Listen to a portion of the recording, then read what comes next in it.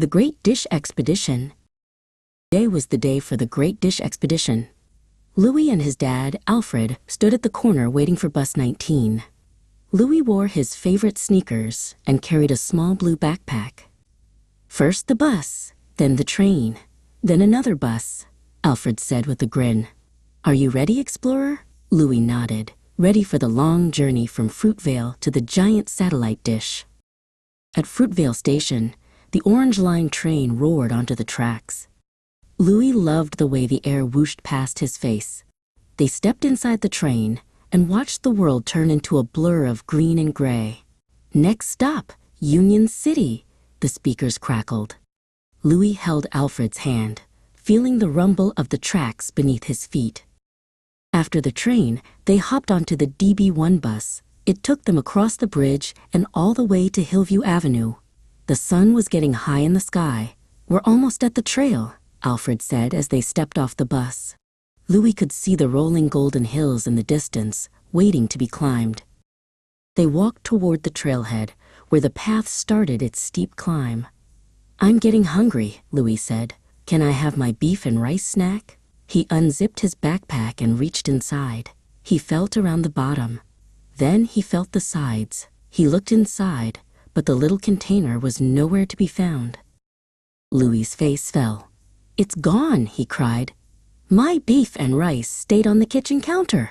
He sat down on a big rock, feeling his energy drain away. How could he climb the giant hill without his favorite hiking food?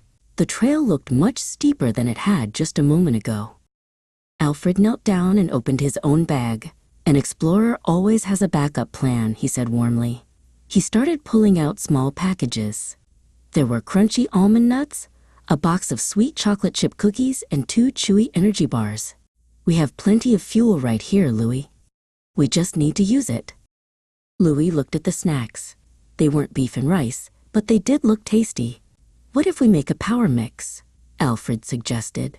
The nuts will give you strength for the climb, the cookies will give you a boost of happy energy, and the bars will keep you going all the way to the top. Louis took charge. He carefully poured the nuts into his container. Then, he broke a cookie into small pieces and mixed it in.